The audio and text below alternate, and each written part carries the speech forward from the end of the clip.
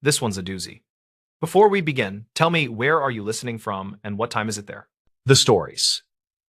Why this librarian flagged a proof of life card. The card did not belong in a stack of overdue notices, yet there it sat with block letters that actually read proof of life. The wording was too blunt for a library reminder, and the date matched a missing persons flyer that had quietly vanished last winter. Maris Kerner was 39, and she worked the morning desk at a small community library in a prairie town that had long trains and big skies. She checked returns, cleared fines, and tried to keep the printer from chewing student papers, hoping for a dull day with a long lunch. Her goal was simple: close the backlog of donations before closing, then update the archive request for a retired teacher who loved local history. The plan changed when she tapped the card with one finger because the letters felt pressed in a way that was not like normal ink.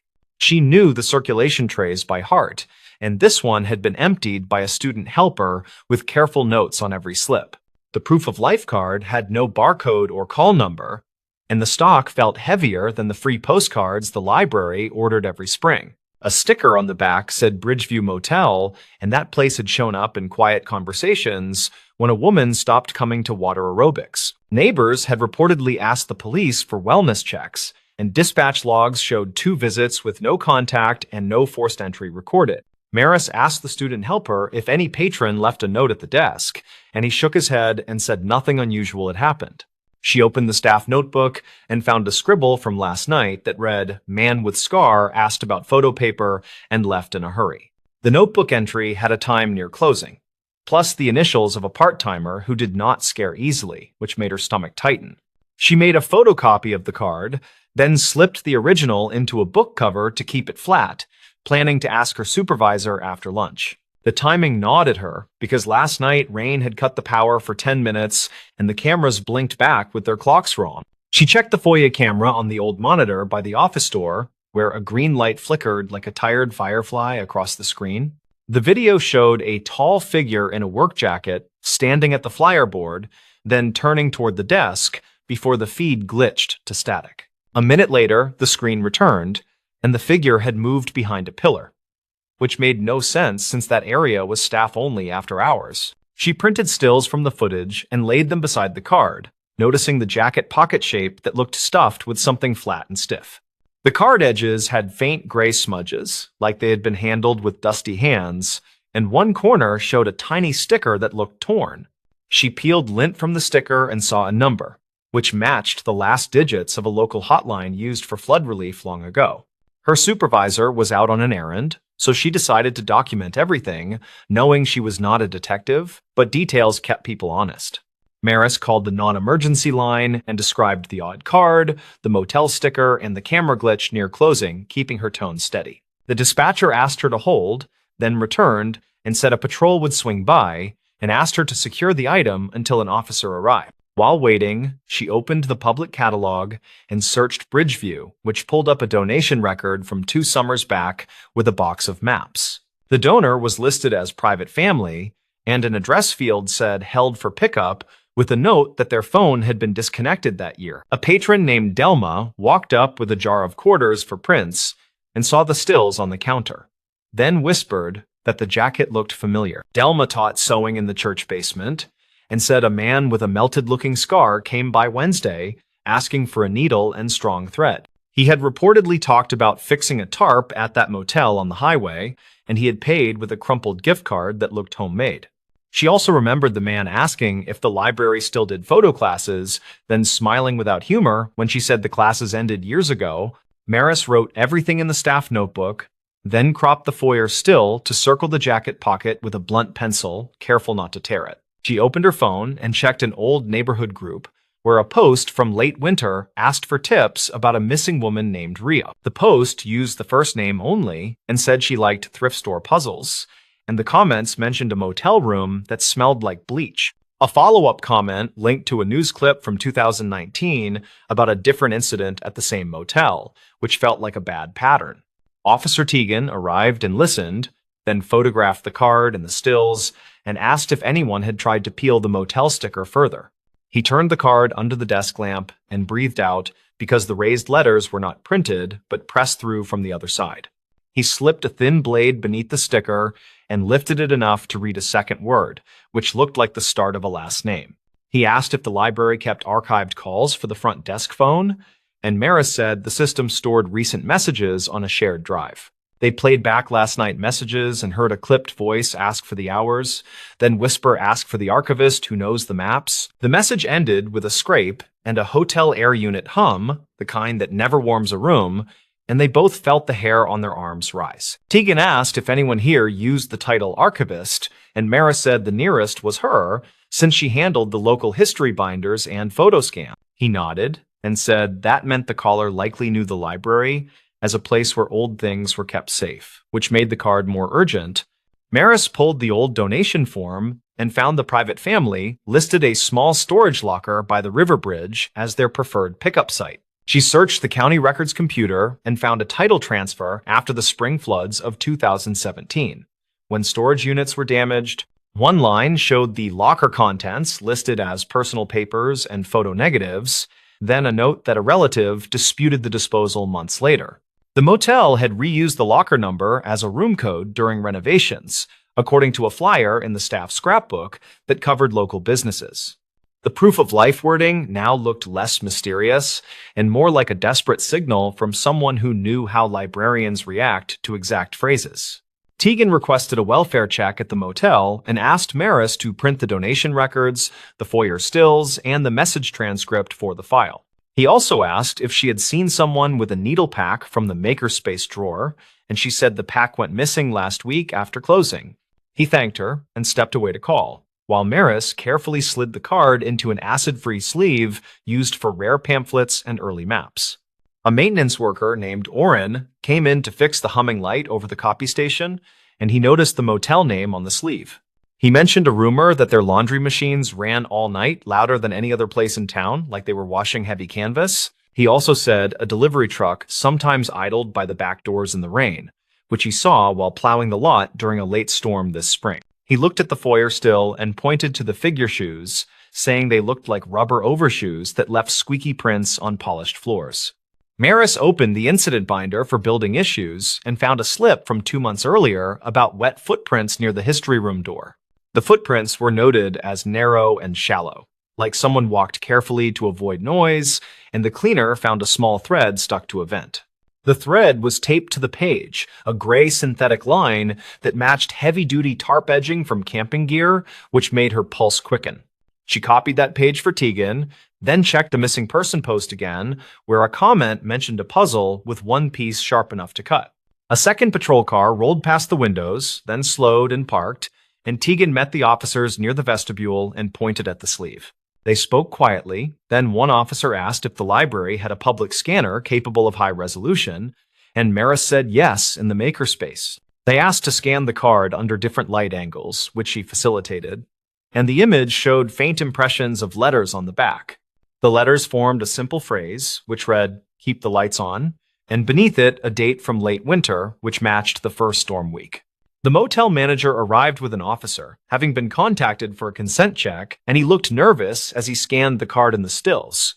He said the scarred man was not staff, but he rented a weekly room paid with a prepaid card that never seemed to run out, which sounded odd. He also admitted that a housekeeper found a stack of cut postcards in a trash bag and that he told her to toss it because business needed calm. He finally said a guest had reported a blinking red camera in the vending room, which he had not installed, and that the wires led to a locked door. Maris asked if the vending room had a public table where people leave free magazines, and the manager nodded and said the table was always crowded. She remembered the library boxes of maps donated by the private family and wondered if those boxes ever made it to storage, given the flood note. Tegan connected the details aloud, saying someone could cut old map postcards and press letters by hand, then seed them where a librarian would find them. He said the phrase "archivist who knows the maps" pointed directly at the library, not the police.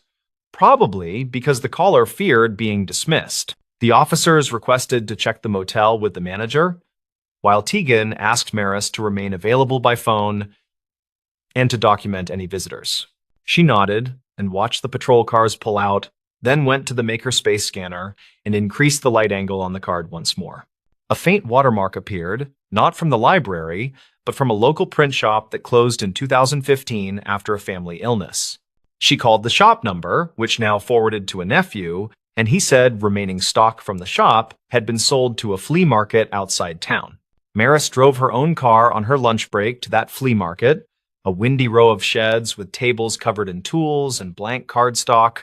She asked a vendor about heavy postcard stock, and he pointed at a box labeled Miscellaneous Prints, which included 2 stacks with the same watermark. Under the stacks, she found a small roll of black camera tape with faint dust, the same tape the library used to secure cords along the baseboards. The vendor said a man with a scar bought similar stock days ago and paid cash, and asked about a motel discount that no one had heard of. Her phone buzzed with a text from Tegan that said they found a hidden door behind the vending machines, which opened into a laundry tunnel. He wrote that a woman had been located on a cot with her hands taped, alert and speaking, and asking for a librarian by job title. He added that the woman was taken to a clinic and that she confirmed she made the cards on old map stock to get attention without causing panic. She had placed the card in the library because she remembered a winter program where librarians showed how paper holds impressions from firm pressure.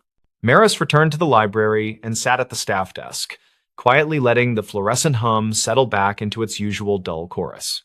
She wrote a detailed account for the file, starting with the first odd feel of the letters and ending with the clinic update from Tegan. She noted each source she had used, including the archived calls, the FOIA footage, the staff notebook, the donation records, and the local forums. She kept the tone factual and steady, because stories grow teeth when you rush them, and details keep those teeth from biting the wrong person. Tegan came back near closing and thanked her, then asked if the card could be logged as evidence, with a copy kept for internal records. She agreed and placed the sleeve in a labeled envelope, then printed a plain copy for the library binder and returned the stills to the folder. He told her the woman would be interviewed later and that she had given a first name only and asked that the librarian not be publicly named. He also said the scarred man had left during a shift change and that nearby cameras picked up a truck with a tarp that matched the gray thread. Maris locked the FOIA board and removed early flyers that were no longer current, then called the part-timer who wrote the notebook entry. The part-timer said the man with the scar waited during the lights outage, then moved with purpose, like he knew where cameras were blind. He had asked one odd question, which was whether the library kept proof cards for photo projects, like some places did before digital was everywhere. She remembered telling him no, then watching him smile without humor before the power returned and the hallway smelled like wet rubber for a moment. The library closed on time, and the night outside felt clean after the afternoon wind cleared dust from the air and pushed the clouds east. Maris sat in her car and listened to the engine idle, thinking about how people reach for words when they are afraid and choose them carefully. Proof of life is a phrase borrowed from terrible stories, yet it also names the basic promise that someone will be seen and counted. A card is not much, yet it travels well, and it can slip into a tray or a pocket and carry a message past careless eyes. In the following week, a quiet update landed in the local paper, calling the event a welfare recovery with cooperation from community partners. No names were printed, and no hero language was used, which suited Maris, who believed steady attention beats loud proclamations most days. The library ordered new bulbs for the foyers, reset the camera clocks, and updated the incident binder with a page that stressed prompt reporting. They also added a simple note at the desk that said unusual items should be logged and secured, which felt small and useful at the same time. The motel changed ownership according to public filings, and the new manager posted a notice that laundry hours would end before midnight. Tegan later said a search found a stack of cut map cards behind a panel, along with black tape and a binder clipped with motel receipts. The binder held phone numbers written in large, shaky script, and a single printed line that read, "Keep the lights on," which now felt like a prayer. The woman who had asked for a librarian agreed to give a short statement through an advocate, thanking staff and neighbors for noticing quiet things. Maris kept a copy of the card scan behind the desk, not for display, but for training new helpers on why details matter even on slow days. When a patron asked how the week was going, she said it was steady and that they were tidying up the archives and fixing the foyer lights. She added that the library was a good place for messages that needed safe hands, because people here dealt in proof every single day. Then she went back to checking returns, because the work rolls forward, and a day with quiet shelves is often the loudest kind of relief. The stories. This motel room voicemail raised a separate question. On a rainy Tuesday, near the end of tourist season, a motel room voicemail carried a question that did not belong. It turned a tired end of shift into something careful and strange, and it started with a blinking red light. Dorian Pike worked nights at the Northway Motor Inn, 37, a patient manager who fixed things others ignored. The place sat off a service road past a truck stop, with a diner and a feed store as neighbors. He started that shift with a simple goal: balance the register, finish the towel count, and coax the ice machine back alive. The storm slowed arrivals, and the security monitor rolled its quiet grayscale loop of the parking lot. Housekeeping left a note about room 12, the kind of note other managers forgot to read.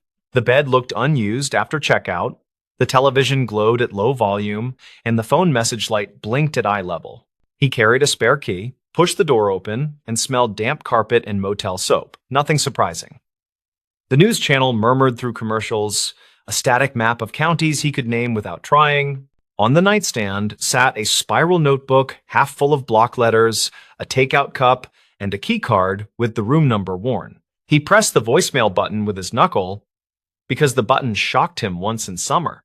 A male voice filled the room with a flat question that stopped his hand, like a bad chord laid wrong. The voice asked, "Did you move the smoke detector again?" And then silence, followed by the system tone and cutoff. He replayed it twice, and the question felt like a pebble in a shoe, something to be dealt with. Smoke detectors did not get moved by guests without reason, and nothing about the room said routine or careless. Dorian checked the detector on the ceiling, a cheap white unit that did not match the others on the hall. The motel used one supplier for replacements, and this casing lacked their sticker and the penciled date inside. He stood on the chair, unscrewed the ring, and found fresh scuffs around the mounting plate, as if removed recently. The unit felt heavier than a sensor should, and the test light never flashed, which meant battery or guts. He set it down on the table, and the vent above the television rattled just a little with the wind. He turned off the television, let the room get quiet, and heard faint tapping through the vent to the next room. The motel had a habit of telling its secrets through noise, and he had learned that language over years. He stepped into the hall and knocked on room 14, where a regular was finishing a long week of field work. Quinn Hauer was 29, a cell tower contractor with a tool bag and a precise way of speaking. Quinn opened the door and said, "Heard the tapping, thought it was heat. But it kept hitching, like somebody counting seconds." Dorian nodded, thanked him, and walked back to room 12 with the detector in his hands and a growing list. He checked the guest ledger for that room, found the name Shane Bennett written in rough ballpoint yesterday afternoon. The rate was paid in cash with a $20 deposit, and there was a note about requesting a high floor. The motel only had 2 floors, which made the request sound like reflex, not preference, and it bothered him. He logged into the creaking PBX console behind the office door, a beige box that stored more than it admitted.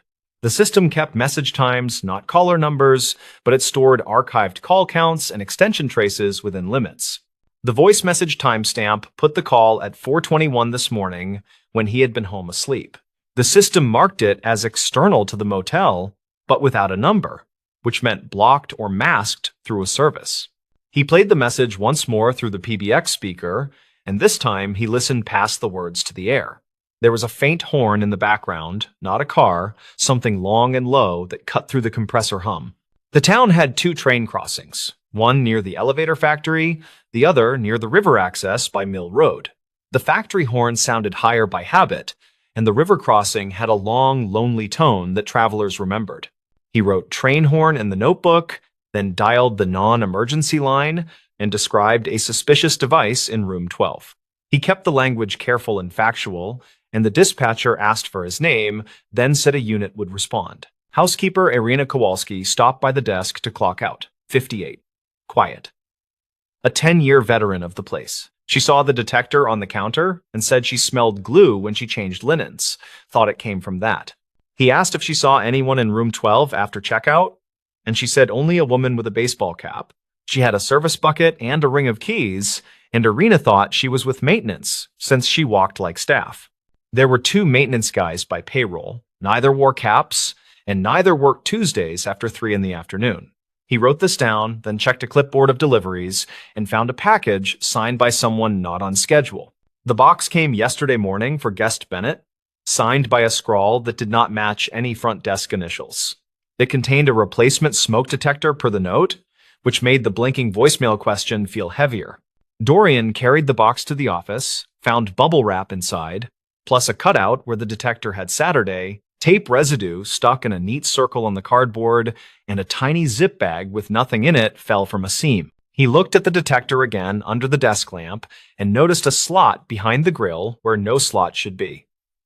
He slid a paperclip in and clicked against something spring-loaded, which offered and then refused to move. The responding officer arrived while the storm thickened, and his boots left dark prints that dried like islands. He introduced himself as Deputy Holloway, 40, calm voice, and asked for the room key, the voicemail, and the timeline. Dorian played the message for him on the office speaker, and the train horn showed itself again under the words. Holloway wrote it down, then called in the serial from the detector, and the brand came back to a discount dropshipper. They walked to room 12 with the box, and Holloway took photos with a little camera that hated the low light. He gave Dorian latex gloves from his pocket, then pointed at the slot and said he would rather not break it. Dorian tried the paperclip again, this time with a little twist and a push, and the plate popped forward an inch. Inside sat something that was not a sensor, a puck with a lens barely visible, and a microcard at the edge. He did not pull it, he did not touch the lens, he just looked at Holloway, whose jaw tightened for 3 beats. The deputy called dispatch and asked for a detective on call, then told Dorian to step back and breathe.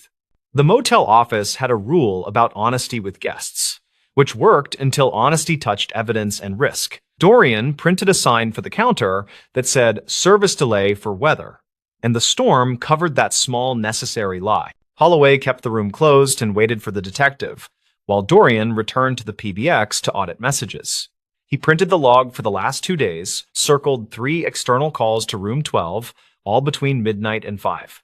He played the first 2 messages carefully, and they were empty hang-ups, with the same horn underneath and 1 faint laugh. He resisted all guessing and wrote horn consistent in a margin, then underlined the time of the 3rd message.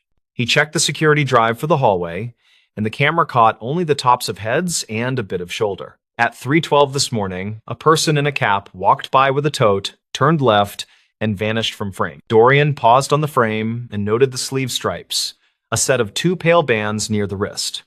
Irina had seen a cap on the woman, and the frame showed hair tucked tight, with a loose strand at the neck. Detective Renner arrived with a kit and a steady patience, a mid-40s investigator who disliked motel carpet. She listened to the voicemail twice, glanced at the detector, and asked Dorian to walk her through intake and checkout. He explained the cash payment, the request for a high floor, and the delivery for a detector that should not change. She wrote as he talked, asked about prior incidents, and he mentioned 2 privacy complaints from summer travelers. Those complaints stopped after he replaced room units from the same run, and he had kept the receipts and dates. He pulled copies from the accordion file, and she photographed them, then asked whether any rooms shared vent passageways. He described the vent layout, straight shaft between rooms in pairs, with thin walls that carried sound farther than comfort. Renner nodded and walked to room 14, asked Quinn to step into the hall, and confirmed the tapping report. Quinn described the pace like a metronome, not random, 2 taps, then a short pause, repeated until the thunder started. Renner wrote it down, and Dorian drew the pattern in a margin, then realized something he had missed earlier today. The television in room 12 was on the news channel at low volume, which travelers often used as a decoy. Some people left it on to pretend someone was inside, which meant the room might have been staged after a quick exit. Renner opened the detector with gloves and eased the card into a tiny envelope, then sealed it with her initials. She asked Dorian about any computers to view file sizes, not contents, just metadata, and he shook his head no. She used her agency laptop to check what the card held, and the screen reflected in the blank television glass. The card contained multiple files named by date and time, a standard naming scheme, which meant scheduled recording, not motion. Renner closed the laptop without opening anything and said the specifics would wait for a warrant and a lab. She asked for the guest profile again, and he gave the same summary, plus the note about the signed delivery receipt. Dorian returned to the box and saw a faint watermark in the cardboard that read Consolidated Freight with a Town. The town sat by the river tracks where the Longhorn lived, and the company ran a warehouse near the ramp. He wrote the company down as an external lead, then called the number printed on their listing from a web search. He asked, in his perfectly polite desk voice, whether any packages left for a motel guest yesterday morning. The dispatcher said they handed one small box to a contractor with a name that matched no employee on file. It was recorded on their log with a time, and the signature block contained the same scrawl as his earlier photocopy. Renner thanked him for the call, took the information, and said she would handle any next contact with that company. She requested the spiral notebook from the room, and Dorian placed it in a bag, pages open to the block letters. The letters contained hotel names and highway exits, a list of routes that matched a traveler who did not like surprises. Some lines included cable channel numbers, others included lamplight wattages, and one included the word ceiling with a star. Dorian remembered a complaint from 2 weeks ago from a different guest about a beeping detector in room 5. He checked his maintenance log and found he replaced that unit on a Wednesday after a short argument about deposit charges. He fetched the old detector from the storage shelf, where broken things went to wait for disposal, and compared its weight. The broken one felt light as expected, and the one from room 12 felt like two of them taped together. He unscrewed the broken one and found no strange slot, only dust, a dead battery, and the usual brittle plastic. Renner watched from the doorway and nodded, then answered her phone, and her yes sounded like cautious confirmation. The non-emergency dispatcher had pulled 2 archived calls from the spring that sounded similar, not identical, but close. Each referenced a detector, each asked whether it had been moved, and both targeted rooms paid in cash and late. Renner asked Dorian to print any copies of photo identification kept on file, and he showed the log policy instead. The inn did not photocopy identification unless the card used for payment had a name mismatch or a mismatch with booking. He looked at the lobby camera track for the check-in, and the frame showed a jacket with sleeve stripes again. The face never lifted to the lens, and the cap brim hid most features, but the build matched the hallway pass. The storm eased into a steady pour, the kind that makes a street look polished, and the motel sign clicked. Renner gave Dorian a statement form and asked him to write what he did and why, as precisely as possible. He wrote that a voicemail raised a secret question about a smoke detector, which is not a thing guests ask.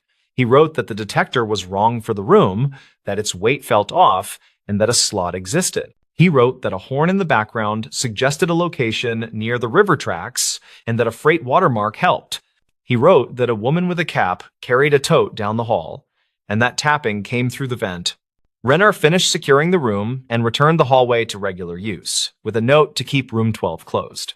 She told Dorian that similar devices had surfaced in short-term rentals nearby, and that his details tightened the pattern. She thanked Irena and Quinn for their help, then left with Holloway and the sealed card and the odd detector.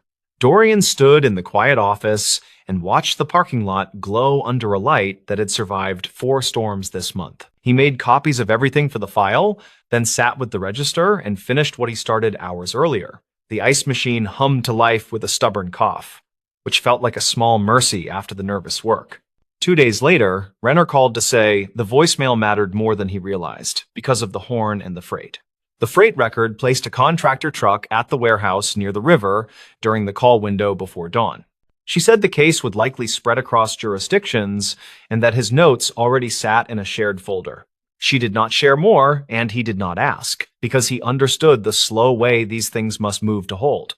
Quinn checked out with a handshake and a tight thanks, and Irena started a new hallway routine that included ceiling checks. The motel added a policy line about devices, not because it fixed the world, but because it set a tone. On the next Tuesday, the phone light blinked again in a different room, and Dorian felt a breath catch. He pressed the button and heard a normal message from a family asking for extra towels, and he laughed because relief deserves sound. He still thought about the spiral notebook, about the starred word ceiling, and about the staged television glow. He thought about the simple question that did not belong and how such questions sometimes open doors no one planned. Travelers came and went, the storm season thinned, and the parking lot felt like a stage that forgot its lines. Dorian kept the office tidy and the camera lenses clean, and he learned to trust the hairs rising on his arm. The stories. This highway turnout kept a missing trucker's toll receipt. The turnout sits between scrub pines and a windblown ditch, and it held a toll receipt longer than anyone realized. The receipt came from a night when a driver stopped for 6 quiet minutes, then disappeared beyond the concrete barriers. Dorian Hale worked highway maintenance for the county, age 37, and he took pride in simple, measurable things. His Thursday assignment was routine line checks, with a side errand to clear debris from an overflow grate near the eastbound turnout. The morning felt ordinary as he idled the orange pickup, sipped gas station coffee, and clipped a laminated checklist to his clipboard. He pulled on gloves, set cones, then walked the shoulder counting reflective posts, and he hummed a tune he could not place. At the turnout, he knelt by the grated culvert, where stray plastic and crushed cans made a soggy stripe against rusted mesh. A folded paper showed only a blue stripe and a timestamp smudged by rain. The paper was stiff, thin, and heat-printed, the kind used at toll plazas that still handed cash change. He eased it open with a screwdriver tip, read a plaza name he recognized, and traced a time almost exactly 2 years back. The fare matched a commercial axle count, and a faint pen mark read Brandt in shaky block letters. Dorian knew the surname because his father still kept a clipped article about a driver named Silas Brandt. The story said a veteran hauler left a warehouse near midnight, then failed to deliver a load of drywall and never returned calls. Investigators canvassed truck stops, pulled camera footage, and searched an exit ramp pond where a guardrail once stood bent. The county replaced that rail within a week, and Dorian helped pour the new anchors under a bitter early spring sky. He remembered the way troopers scanned the water with side-scan gear, and he remembered a family photo taped to a utility pole. The picture showed a smiling man with deep crow feet lines, wearing a ball cap shaped by years of Sunday. He set the receipt on the warm truck hood, and he felt a nervous pull he did not want to ignore. He radioed dispatch for a non-emergency inquiry, explained he found what looked like a toll slip, and requested guidance from the patrol office. The operator took his badge number, logged the time, and said an investigator would call once she could review the old case file. The call came after lunch from an investigator named Fenna Ortiz, who spoke carefully but asked direct questions. She confirmed the surname matched the missing driver, and she asked Dorian to secure the paper in a clean envelope. She told him to keep working as usual because she needed to check archived calls and bridge camera timestamps before driving out. He locked the receipt in a plastic map pouch, finished the grate work, then walked the turnout with a slower, sharper eye. The asphalt showed faint striations where heavy rigs often idled, and a single bolt head gleamed bright against dull gravel. A cracked mirror shard lay half buried near the weeds, reflecting a tuft of cloud that moved like something alive. He logged the shard as debris, snapped a photo with a timestamp, and saved it among his maintenance images from earlier weeks. The images, he realized, showed the same corner of concrete week after week, and the corner looked slightly cleaner today. That thought returned him to the culvert, where the receipt had been wedged behind a lip most drivers never noticed. The patrol cruiser pulled up near two, and Investigator Ortiz stepped out carrying a clipboard and a small camera. She was mid-40s, concise, and she asked for the sequence from his arrival to the moment he opened the folded paper. He described the gloves, the screwdriver tip, the awkward angle at the grate, and the exact place where the paper caught. She photographed the culvert, the hood of his truck, and his gloves, then placed the receipt in a fresh evidence sleeve. She asked whether he had heard of any scavengers or roadside sellers who might pick through turnouts in quiet hours. He shook his head and mentioned night fishermen at the quarry road and a retired lineman who walked his dog near dawn. Ortiz had already checked dispatch logs from the night Silas vanished, and those logs showed 2 calls near that turnout. One came from a motorist reporting a stalled box truck on the shoulder, which cleared itself before a trooper arrived. The second came from a bridge camera technician, noting a brief outage around 2:12, which was dismissed as routine. She asked permission to pull Dorian's maintenance photos, the ones covering every week around the 2-year mark. He agreed without hesitation and forwarded the entire folder, even the blurry shots he usually deleted at the office. Ortiz scrolled methodically, then paused on an image taken exactly 3 days after the reported outage at the bridge camera. The photo showed the same culvert, same weed line, and a crumpled label half hidden under wet pine needles. Ortiz zoomed until the pixels blurred, then noted a fragment that looked like the corner of a toll slip. She compared that week to the next, where the culvert looked cleaner, then to the next, where more wind-blown trash filled the grid again. Dorian pointed toward the bright bolt he noticed earlier, which did not appear in his older photos at all. Ortiz crouched and confirmed the bolt was new stainless, fixed through a small angle bracket that sat flush to the curb. She said the bracket was not standard for that guardrail style, and it looked like something installed to anchor a temporary brace. They walked the rail from cone to cone, and she stopped at a spot where the soil sloped into a greasy black ribbon.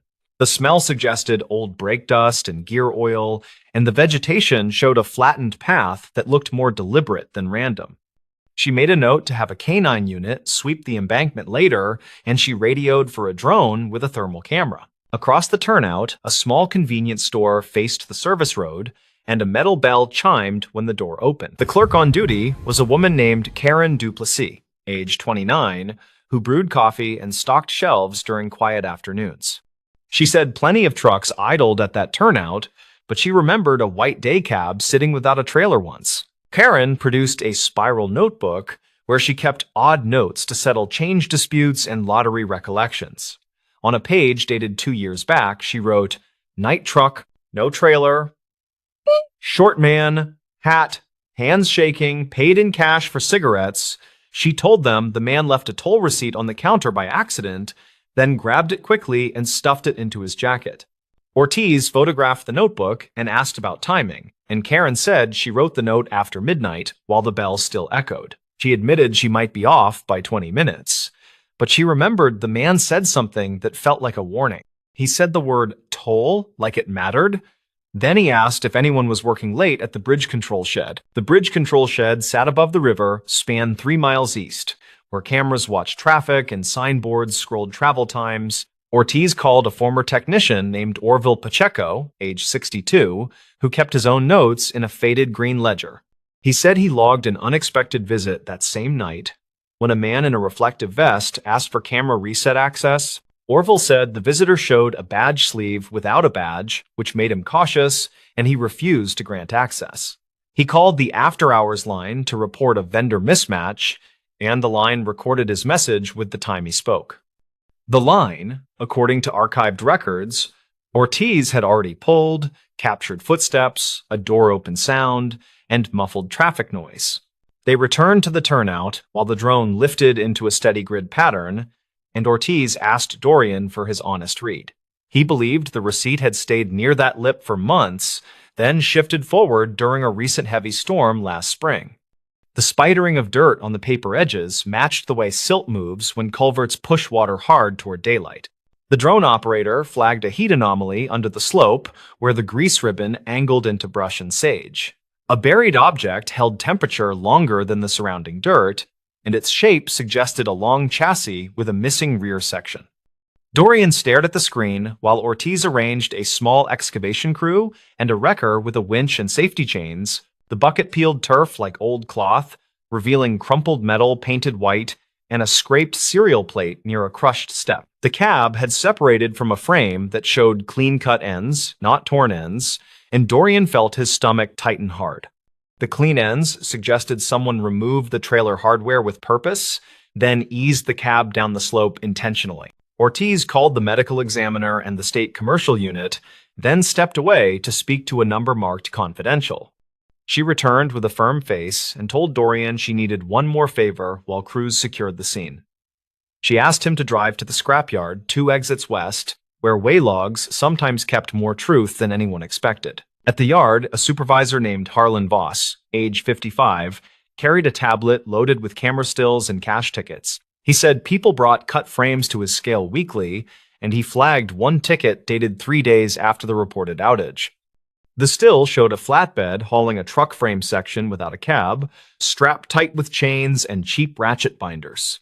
The driver wore a reflective vest, a hat pulled low, and gloves that looked new, and his hands seemed unsteady at the counter. Harlan remembered the hands because the driver dropped a toll receipt while counting bills, then apologized like he was late for something else. The camera caught the corner of the paper, and the blue stripe matched the one on Dorian's find.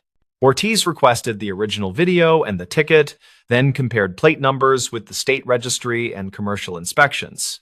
The plate belonged to a hauler who reported his flatbed stolen for one night, then found it returned with fresh chain marks. He never filed a full report because the trailer came back clean, and he feared insurance delays could wreck his month. Piece by piece, a picture formed that did not look like a ghost or a river taking what it wanted.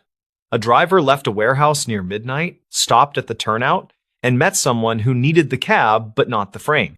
The someone posed as a camera contractor, killed a low-priority feed, then arranged to hide a cab where eyes rarely linger long. The twist came from a small sticker inside the cab roof, which a trooper peeled away from dust with a gentle thumb. It showed a fleet service company that kept neat records, including oil changes, mileage notes, and a knack for precise dates. Their files showed work performed 2 weeks before the disappearance, and the mechanic wrote a side note about a key copy. The mechanic wrote that a third key was requested by a man who said he was the night dispatcher, and he paid in cash. The mechanic thought nothing of it until Ortiz called. Then he remembered the man never signed the usual authorization line. The shop camera showed the man wearing a vest like a contractor, and the badge sleeve again appeared strangely empty. Ortiz pulled toll plaza footage from the night in question and synchronized it with the scrapyard stills and the bridge notes. The day cab crossed the plaza as expected, and the timestamp matched the receipt tucked in the culvert lip. The truck exited near the turnout, camera glare washed the lane, then resumed with a frame that missed a single clear license view. Witness statements placed a white day cab idling without a trailer, and a clerk recorded restless hands that left a paper corner.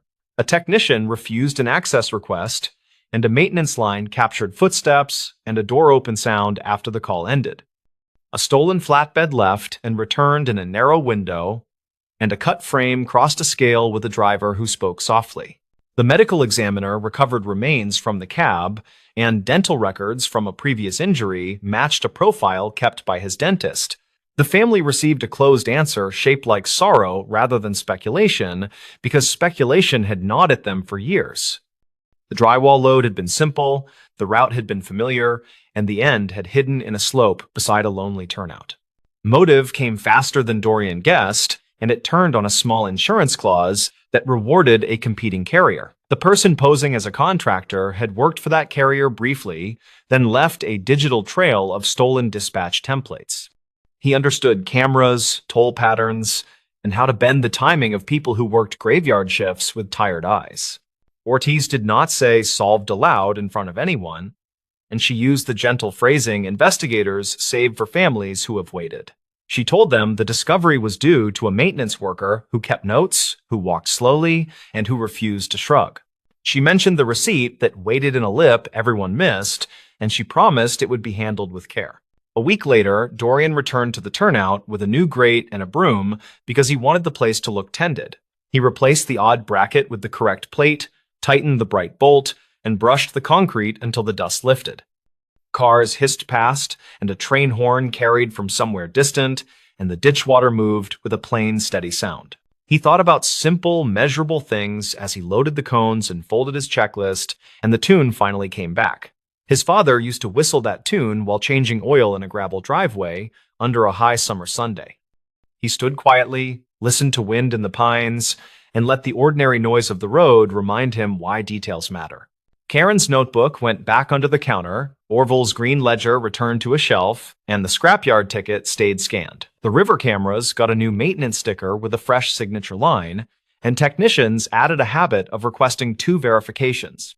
The county posted a small plaque at the turnout with no names, only a line about patience and careful work. When Dorian passed that spot after later storms, he slowed as a reflex, and he watched small things settle where gravity pointed. He understood that places remember without meaning to, and that a crumpled paper can hold a night in its faded stripe.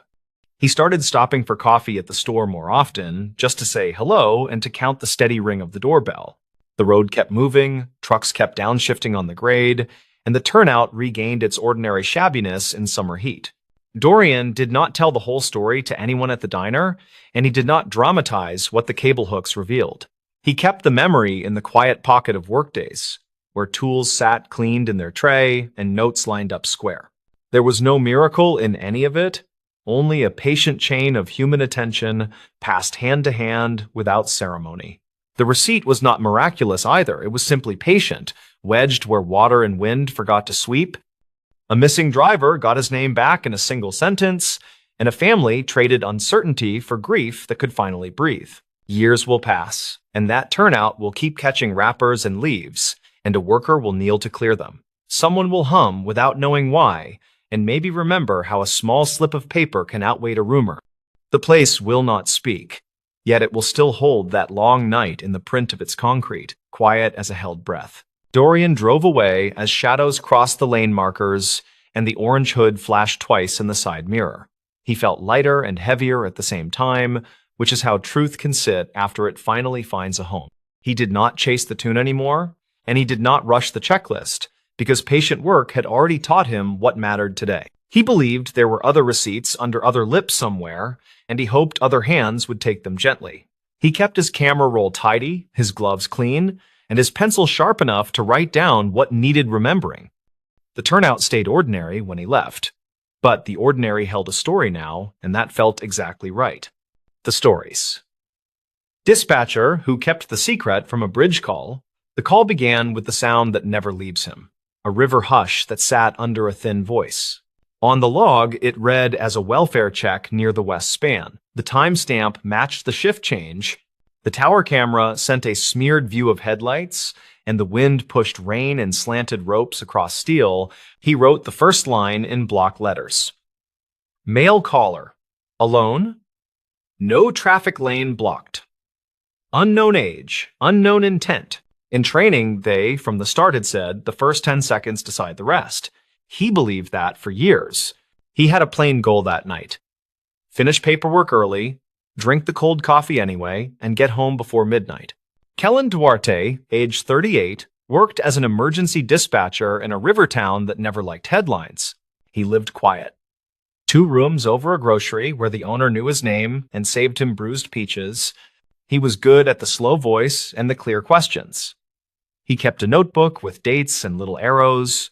On the tape, his opening line sounded the same as always. County Communications, tell me what is happening. The caller coughed, then said he was at the railing near the center truss. He asked for no sirens. Kellen clicked a marker on the map and moved the cursor a hair so the unit tags would not overlap. He asked for a name, and the caller hesitated like he was picking one from a shelf he had not visited. Call me Ross, the man said, then added something about the water looking like foil if you did not blink. There was a push of air like a mic against a jacket, and the traffic under the bridge hummed steady. Kellen kept the tone even, told Ross that people could meet him where he stood, and asked what brought him there. Someone I loved died on this bridge, Ross said. And his voice steadied, like he had waited to finally say it. In his log, Kellen wrote the words that mattered. Loss stated. Prior connection to scene. No weapons reported. Calm speech. From the other console, Nira scrolled road closures and passed him a sticky note that read, Northbound lane is clear. He muted the room feed for a second, so the printer squeal would not land in Ross's ear and spook him. He asked the year of the loss, and Ross said it fast, like it tasted bad. 2014. Kellen repeated the year and let the silence work while he dispatched a patrol car and a medic unit in the background. He knew the story people told about that year. A sedan climbed the curb during a storm and hit a contractor. The papers had run one photo of cones and a dropped hard hat. No names followed, just an archived blurb and rain. From the tower camera, a freight train horn carried along the riverbank, then faded as the unit names flashed en route. Kellen asked if Ross knew the person who died by name. Ross said he knew the face and the last words. A small thing changed in Kellen then. A sound from the record shelf in his mind fell flat and stayed there. He once took a midnight call from a work crew foreman near the same span. He kept that tape in memory. Ross said the last words were not for him. They were for a dispatcher who told the crew to hold 10 minutes. Kellen tapped the headset cushion, careful to keep the room quiet, and asked where Ross had heard those words. Ross said he had heard them from a phone found in a cracked case under the North Pier after the storm. He said the phone worked for one day after the rain stopped, and that he had played the last message recorded. He said the message was from County Communications with a different voice, and it told the crew to stay clear. Kellen felt the old shift wash through him. The storm year had ended in a tangle of rumors and a closed memo. He had read that memo while filing tired overtime sheets. He filed it without speaking and chose to keep moving. On the camera, one pair of headlights slowed near the shoulder as if a driver could sense the weight of the rail. Kellen radioed the nearest cruiser to stage 2 blocks off with lights off, and he asked Nira to notify the medic quietly. He asked Ross to tell him who the contractor was, and Ross said the name with a short stop between first and last. The name matched the contractor mentioned in the closed memo, except the memo had spelled the name without an accent mark. Kellen wrote the name as Ross said it, exact and careful, then underlined it once for the transcription that would follow. He asked Ross why he came now and not earlier, and Ross said an anniversary sits on the mind like a stone. He also said that the memo never named the dispatcher who told the crew to hold, which was why he had called. Kellen understood the shape of that ask, even if the words around it were soft. He was not supposed to name staff. The policy existed for safety and sanity, and it covered nights when grief needs a door and someone tries that door. He told Ross he could share what the record allows, and he asked if hearing the process might help him stand. Ross said hearing the process might help, though he refused the idea of sirens again and asked for plain truth instead. Kellen kept his sentence length slow and warm. He said that storm calls can trigger staggered staging for worker safety. He said if there were downed lines or compromised joints, a hold might be given while a state engineer was patched in. He also said that every such hold carried timestamps, and that those stamps were kept by policy for 7 years. Ross breathed in and asked what happens when 7 years have passed, and Kellen answered before he could think of softness. He said the system cycles recordings to deep archives after 7 years, and some are erased when retention windows expire. Ross said he had a copy in case the archive could not confirm. Then he claimed the voice on the tape named a company. He said the tape used a phrase that a dispatcher would not use unless someone off-channel asked for a careful delay. Kellen had heard that phrase once. It was the night a junior engineer requested a slow approach while a supervisor closed a lane. The phrase was not suspicious by itself, and yet, in memory, it wore the shape of a request he never liked. He asked Ross to read the phrase, and Ross said it. Hold 10 for a clear handoff if site control is missing. Nira glanced over with a look that said, do not get pulled into the river. Kellen nodded and kept the pace steady. He told Ross he could not speak to motives of old voices, and he could not name a colleague or contractor from memory. He said he could meet Ross with a sergeant who knew the policy, and they could file a supplemental report for records. Ross said he was tired of reports. Then he asked a new question. Was someone paid to push that hold in the storm? Kellen chose his words like glass marbles placed in a line. He said he had not seen evidence that proved a bribe. He said he had seen maintenance slips that missed dates in years with bad weather, and he had seen budgets cut twice. He said contracts sometimes shifted mid-season, and miscommunication could look like intent when viewed through grief and time. The cruiser staged in the dark lot of a bait shop, and the medic idled near a closed diner with frosted windows.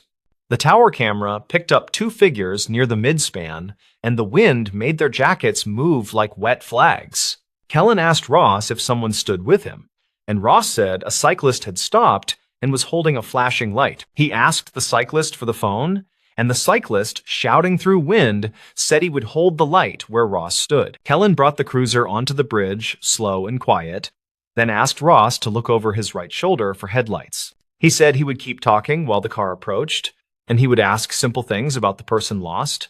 Ross began to tell a short life. He said she had a laugh that came in bursts, and she liked folded maps. He said she had taken a night shift to help a younger sister, and she kept a lanyard with a faded tag. He said he watched her set cones before the storm hit, and he watched the curve where the sedan took the line. He said no one saw the driver afterward, and the report guessed water pushed evidence downriver where it turned to silt.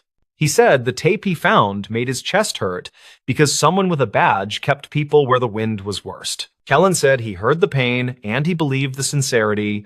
Then he asked Ross to step back from the rail 1 foot. He said small choices add minutes, and minutes stack into plans, and plans turn into days that someone can live through. The cruiser moved a foot at a time. The officer called in with a whisper to confirm eyes on the subjects. The wind kicked a tab of paper along the sidewalk, and the camera caught it hopping like a small animal in rain. Kellen asked Ross about the cracked case at the pier, and Ross said the fisherman who found it gave him the phone. He said he cleaned the mud with rice and heat, and the screen woke like a held breath and showed the saved audio. Kellen pictured a kitchen table with towels and a humming space heater and the stubborn work of saving a last voice. He told Ross that someone who would do that kind of work could also stand away from the edge and breathe tonight. Ross said people kept calling him crazy when he brought the phone around, and one clerk said to forget old storms. He said he would go if someone could promise the message would not vanish into a hole where things get lost. Kellen had a rule: never promise anything that depends on someone else. He made a different promise instead and wrote it down. He said he would take a copy himself, and he would log it as a citizen recording attached to a supplemental report. He said he would list the time and origin as provided, and he would initial the line and add a contact number. Ross went quiet, and the wind filled the line again, and the cruiser stopped a car length away with no flashers. The officer on the bridge said he saw a second person keeping distance, and the cyclist raised the light toward the railing. Kellen asked Ross if hearing a small true thing might help him come off the rail. Ross told him to say it plain. Kellen told him there was an internal review back then, and it did not find a bribe, but it did find a silence. He said a manager failed to file a conflict disclosure, and a vendor had a nephew on a crew scheduled for that week. He said the manager resigned before the report made the rounds, and the findings lived behind a line marked personnel matter. He said he had read that line with tired eyes and wished it said more, and that was the part he kept. He did not say the other part out loud, which was the line about a recommended reprimand for delayed notifications. He did not say the name of the dispatcher who missed a handoff while moving units during the storm shift. He did not say that the reprimand belonged to him for a calendar mistake that lost 2 minutes when the server lagged. He believed the 2 minutes had not caused the death, yet he carried them like a coin that burned his pocket. Ross stood very still. He asked why no one told the public that someone had been asked to resign quietly. Kellen said the county tells what it must by law, and the rest gathers dust and waits for someone to ask again. He said he understood that wait, then asked Ross to walk toward the cruiser while the cyclist kept the light behind. Ross said he wanted to hand the phone over himself and watch it enter the chain that could not be erased. Kellen told the officer to receive the device and document the handoff on camera. Then he told the medic to stage closer. He kept talking to Ross about the quiet details of grief as the officer moved with hands open and calm shoulders. Ross stepped away from the rail, and the wind made the tension a little louder. Then the cruiser door clicked open. The officer took the phone and read the time on the screen for the camera, then thanked Ross and nodded at the cyclist. The medic stepped out with a blanket and stood near, and the cyclist said he would bike Ross home if that helped. Kellen set the line to a low hold and told Nira to mark the recording flagged for retention review and supervisory copy. He also wrote a note for himself to call records in the morning and ask for a manual pull from the deep archive. He would say the citizen copy exists and should be paired with any surviving log from the storm year for clarity. He would not say the rest, which was that he had been the one to misread the calendar view during a switch. He shifted to the closing questions that help people move. Any harm today? Any plan tonight? Any safe place to stay? Ross said he would stay with a friend who owed him a favor, and he would bring coffee to the cyclist as thanks. He said he would wait to hear if the recording matched the archive, and he would not visit the bridge again at night. Kellen said someone would call him within 3 business days, which felt safe to offer, and he wrote his own number anyway. He signed the log with a quick line and filed the incident under welfare resolved with evidence collected and no injury. The bridge camera caught the cruiser pulling away slow while the medic followed, and the cyclist lights faded toward the trail. Nira slid over a cup with fresh coffee and asked if he was okay, and he said yes, since people had stepped off safe. He picked up his notebook and drew a small square around the words he had written, which read, "Keep the silence clean." He drove home as rain dripped from the awning of the grocery, and the owner waved from a dark window with a thin smile. He unlocked the door and set his notebook on the table. Then he took the spare tape recorder from a drawer beside the sink. He spoke the date and the incident number and a short summary. Then he said 7 words that were just for the tape. He said the bridge call reminded him why small errors multiply and why a person can choose to carry them alone. In the morning, he brought the tape to the records clerk as a personal note to accompany the citizen copy for context. He did not include the part about his own reprimand, which lived on paper in a file that no one requested. He told the clerk that the caller needed confidence, that the system held memory, and the clerk said that part was done. 3 weeks later, a letter arrived to confirm the match, and the archived call contained the same phrase and timing. The letter said the review board would annotate the old memo to reflect the vendor relationship that had been missed. It also said the findings still pointed to weather and a panicked driver as primary causes rather than any delayed instruction. Kellen stood at the window and read the lines twice, then folded the letter and slid it under the notebook cover. He walked the long way to work and past the river that pretended to be quiet, while tugs moved lumber under the span. He thought about the part he had kept and judged whether it belonged in daylight or whether it still lived best in private. He decided to hold it until it served someone to hear it, which was not the same as hiding and felt closer to care. The stories. Ranger Station Ledger flagged a missing permit at dawn. At first light, the Ranger Station Ledger spat out an alert that one backcountry permit number did not reconcile with issued copies. The overnight dispatcher circled the entry in red marker and wrote missing, which was the only word nobody wanted to see. Latham Reyes was 39 and worked as a field ranger who managed trailheads, radios, and the old metal key cabinet. He clocked in early, poured coffee into a chipped mug, then read the ledger twice and felt the room shrink. The permit number matched a reservation tied to a solo hiker who had not checked out by yesterday's sunset. The name read Tomas Halper, age 37, and the emergency contact line ended with no answer recorded. The station had a routine for this exact situation, which looked simple on paper and complicated in real life. He pulled the overnight radio log and the reservation printouts, then called the county dispatch desk for archived calls. The dispatcher on duty answered with a clipped voice and confirmed one brief call near dusk from a nearby pullout.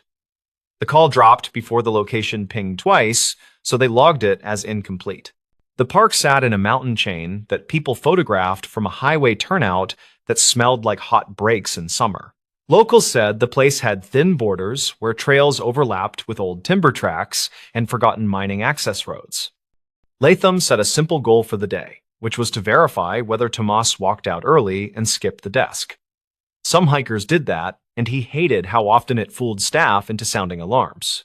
He decided to check cameras at the east exit and the service road past the old quarry first.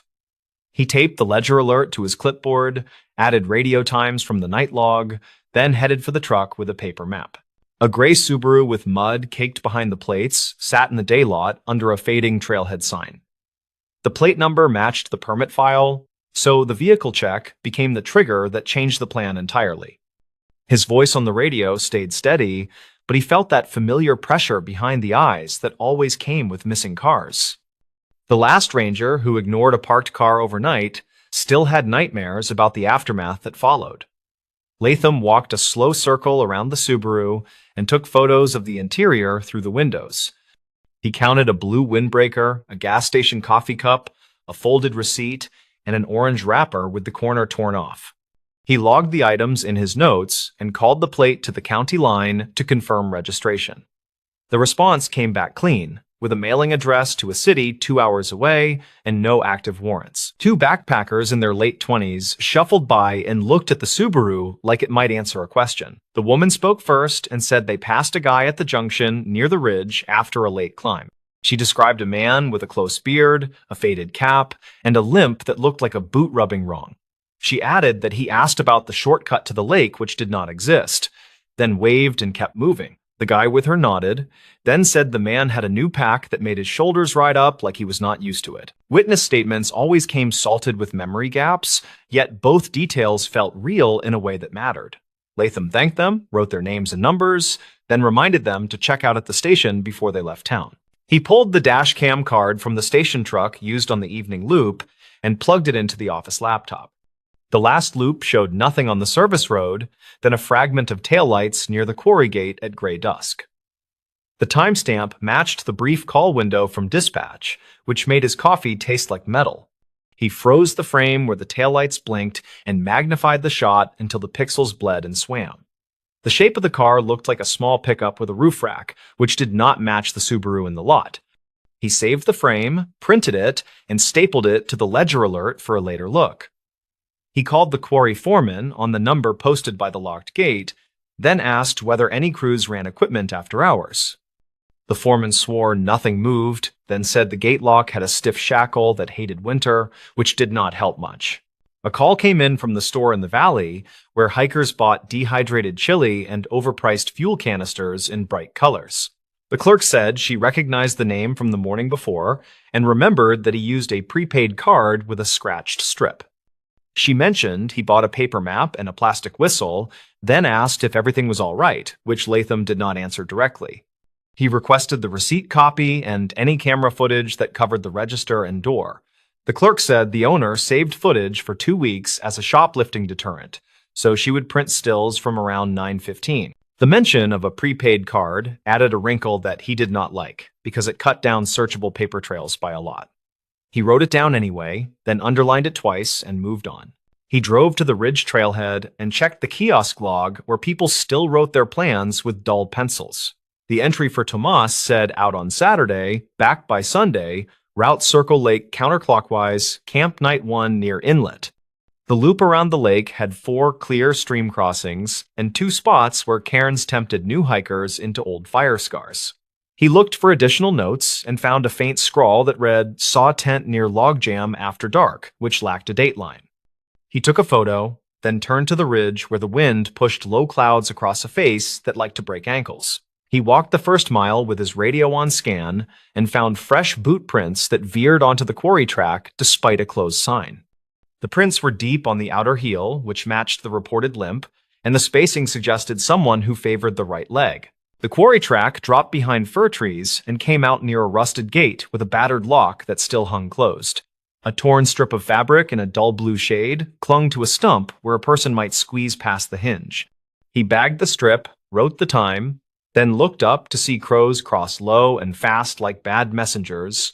He followed the track to a flat where water pooled in old ruts and reflected a sky that never looked friendly in March. A mound of gravel showed fresh tire marks with an odd zigzag that looked like someone learning a clutch by feel. He crouched and ran a finger along the rut wall and felt dust that had not settled into crust, which put the timing close.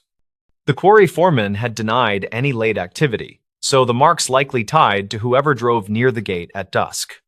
He shot photos, measured the width with a broken stick and a tape, then plotted the line on his map. Back at the station, he spread the notes, photos, and the printed taillights frame across a desk that had a gouge shaped like Idaho. He listened to the archive dispatch call again, which captured a short, breathy voice, saying quick words that fractured with static.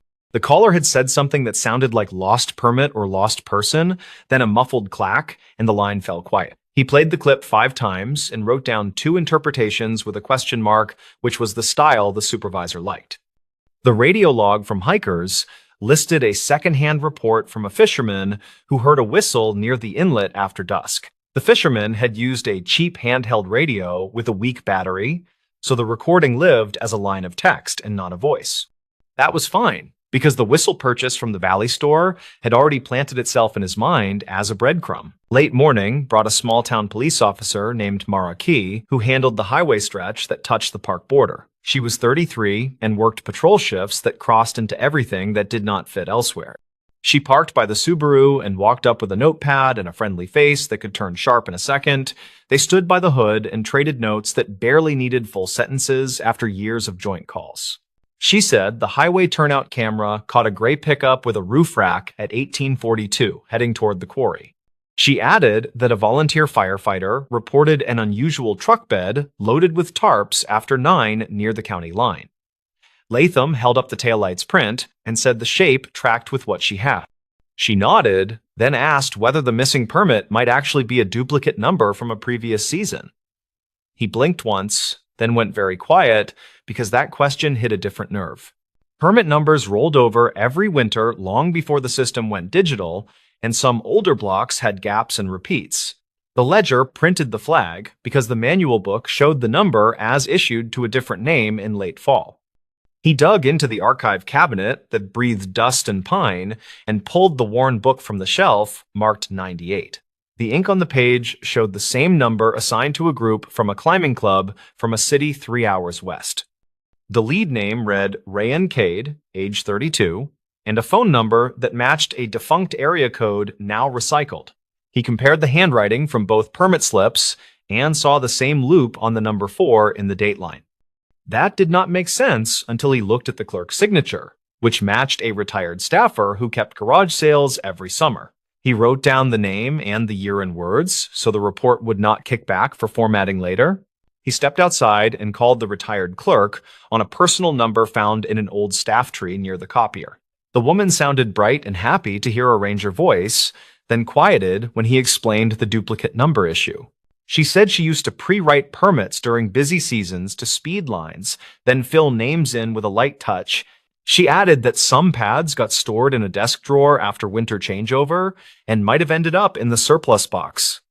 That surplus box sometimes went to the annual trailer sale with old radios and busted snowshoes for pocket change. He felt his throat go dry and asked whether any blank slips could be floating in the world with the seal already stamped.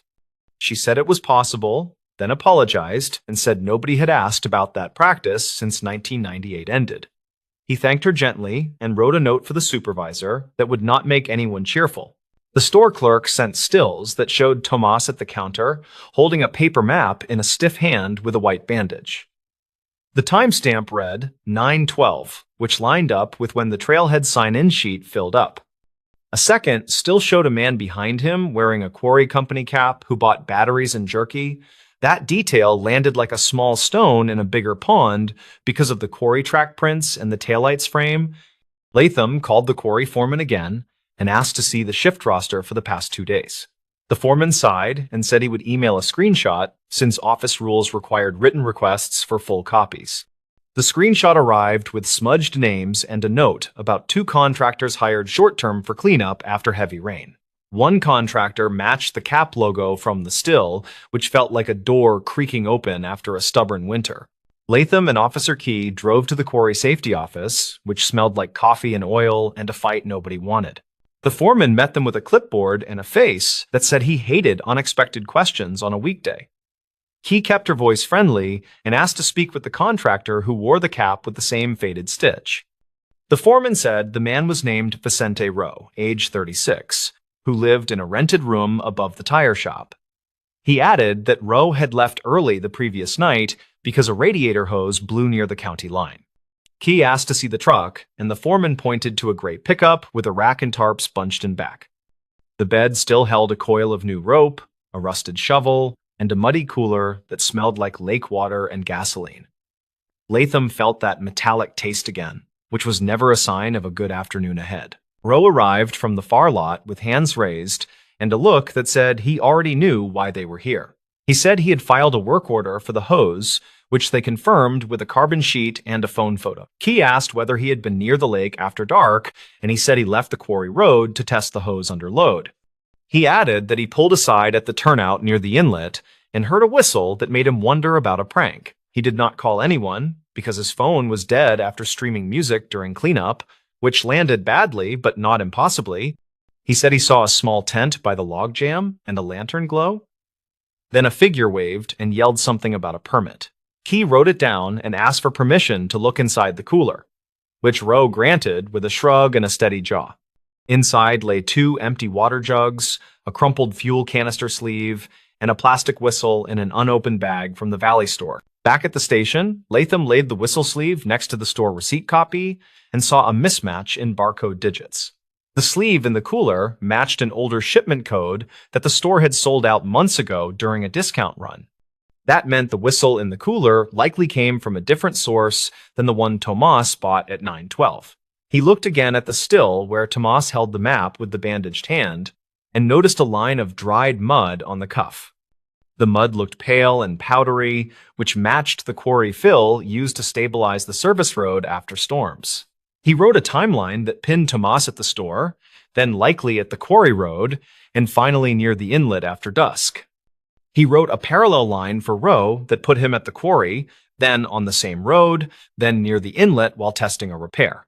The lines felt too neat until he added the duplicate permit issue that now seemed like a hinge rather than a footnote.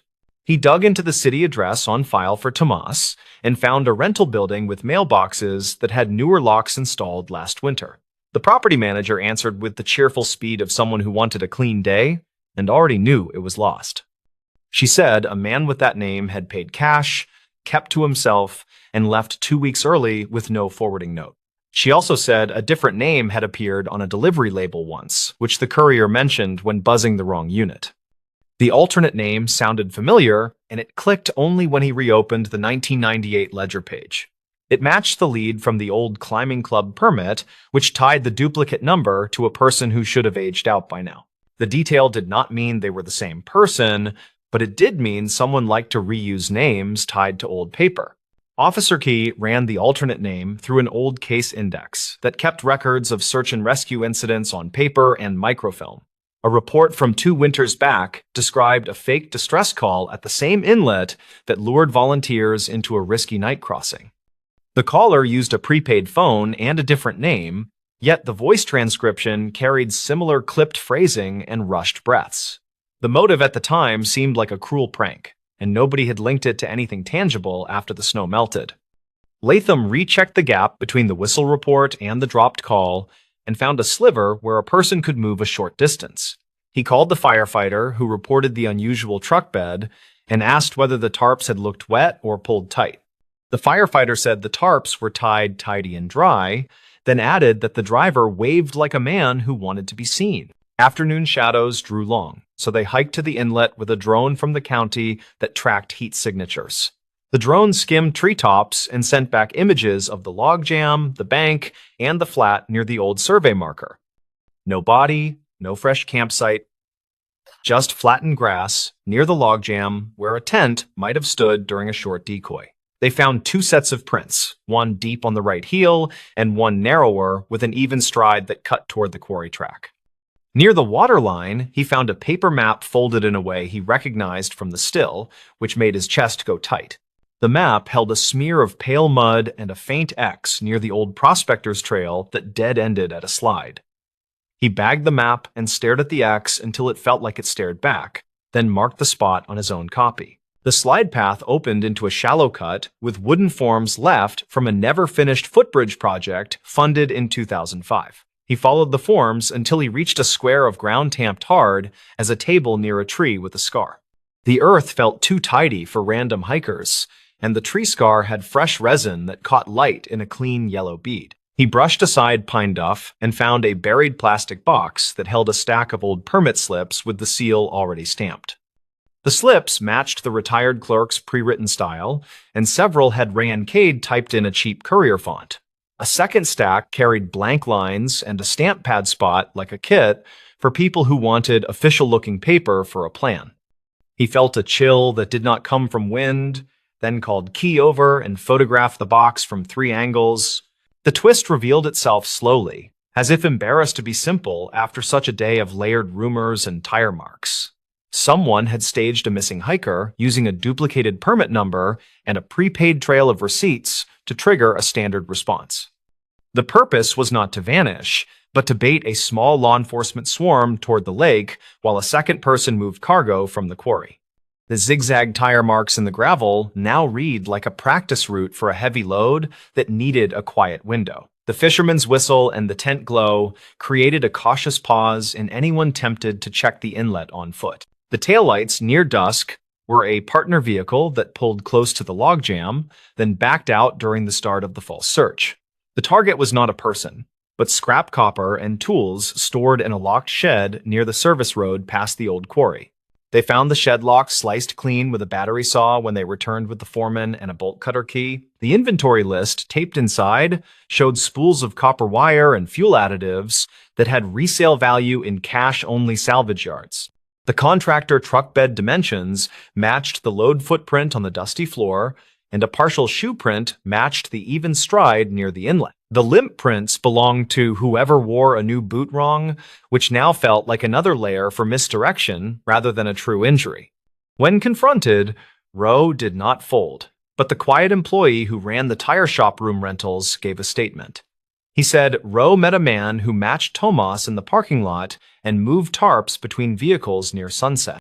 He added that Rowe left after 9 with the bed loaded to the rails, which aligned with the firefighter observation with uncomfortable precision. The county prosecutor would need clean evidence, so they worked careful and slow to gather the chain. The paper box of pre-written permits became a centerpiece, since it explained how the ledger flag could be predicted in advance. The duplicate number drew attention at dawn by design, which pulled eyes away from the road where cargo rolled past a gate. The prepaid receipt at the Valley store placed a decoy at a predictable time, which witnesses could later repeat with conviction. The dropped call created a sympathetic recording in the archive that every incident review would elevate in urgency. The taillights in the dash cam and the turnout camera filled the gaps with enough glow to animate a story that felt real.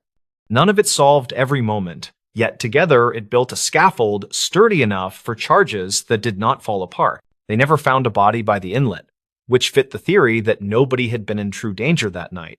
A week later, a different store camera captured Tomas in a neighboring county buying a tire patch kit with a clean, unbandaged hand. The clip went into the case file under reportedly cited, along with a printout of the copper sales ledger from a salvage yard off the highway. Rowe took a short plea on theft and tampering with evidence, which irritated people who liked long answers. The paperwork on the duplicate permits triggered a policy change that barred pre-writing anything since 2021 onward. The retired clerk cried in the parking lot when she learned her old shortcuts had fed a scam, then hugged Latham like a nephew. He told her people adapt to pressures they do not design, and the fix mattered more than the blame. When the Subaru finally left the lot on a tow, the trailhead looked as ordinary as a grocery aisle on a Tuesday. Officer Key stood with her hands in her jacket and watched the tow lights climb the hill toward the highway. She said the simplest cons always hide in systems that run on habit and paperwork. Then she smiled without much humor. Latham looked at the ridge where the wind never ran out, then at the ledger that still sat on the desk. He thought about the whistle and the map and the soft faith people place in official stamps and good intentions. Later, he locked the station, and the rafters creaked in the cool like an old house learning a new rule. He drove past the turnout and looked once at the lake, which held its secrets with the stubborn patience of cold water and granite. He told himself they had not solved every detail, but they had nudged the pattern toward daylight, which was enough for now. The stories. This motel room voicemail rerouted search teams that winter. They kept saying it started with a motel room that smelled like old coffee and bleach, and with a voicemail nobody expected. The recordings came out in late winter after a storm knocked power across the county and kicked the motel phones awake again. Rhea Tavener was 37 and worked as an emergency coordinator for a spread-out mountain county that never felt ready. She had a habit of keeping paper maps rolled in a rubber band and a small camera tucked under her parka. That morning, she wanted only to rebalance commitments and check that the warming shelter had enough cots for the week. She planned to drive the Ridge Road, swing by the radio repeater, and be back before lunch. The incident started when the Nightlark Motel on the highway called the non-emergency line with a strange message they could not clear. The manager, a tired man named Cal Rudd, told the dispatcher that a red light on room 26 blinked, and the phone kept chiming. He said the display showed a new voicemail that would not delete, and he wanted someone to listen because the guest had left. Rhea took the secondary call because the sheriff's deputies were stacked with fender benders on the main grade. She arrived to find the lobby heater making a low metallic whine, and Cal behind a counter with a cracked bell. He slid the room key and nodded toward the outside corridor, his voice flat from too many nights at the same desk. Rhea used nitrile gloves from her field kit, then lifted the handset and dialed the code that the placard said would access messages. The voicemail opened with a tone and a computerized voice reading the timestamp in a clipped monotone. The date announced sounded like last night near 10, according to her quick notes scratched with a blunt pencil. The message that followed had the kind of audio that police technicians describe as close but muddy, and it made her shoulders rise. A woman whispered that a man was hurt, and she asked for help. Then she mentioned mile marker numbers and a guardrail that bent inward toward a runoff ditch.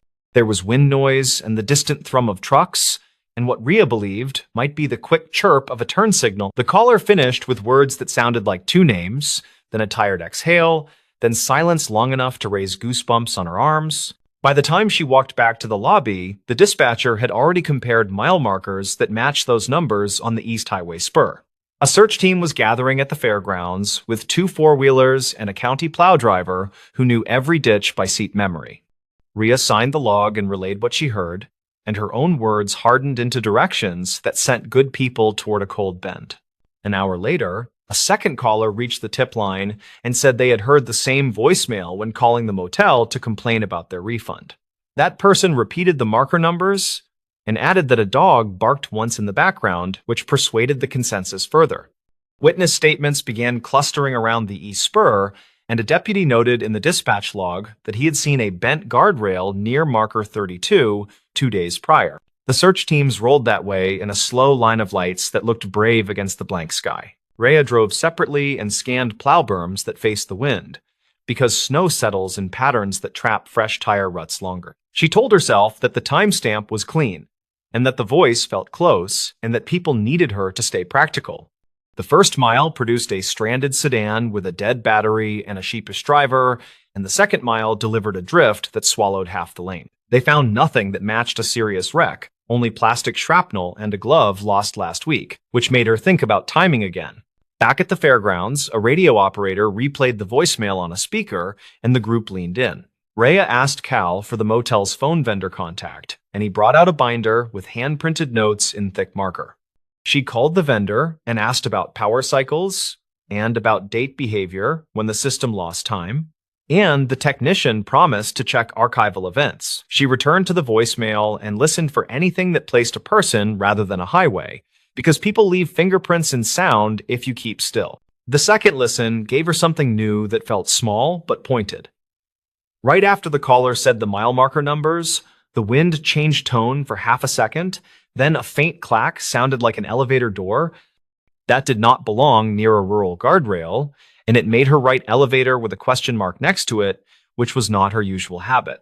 She also caught the soft bleep of a room keycard reader, which could have been the motel hallway if the phone had been on speaker, or a different building entirely. She left the fairgrounds and drove back to the Nightlark with the camera on the seat, planning to map every sound in the hallway against her memory. Cal mentioned that room 26 sat above the ice machine and that the elevator had a sticky door that made a little clap.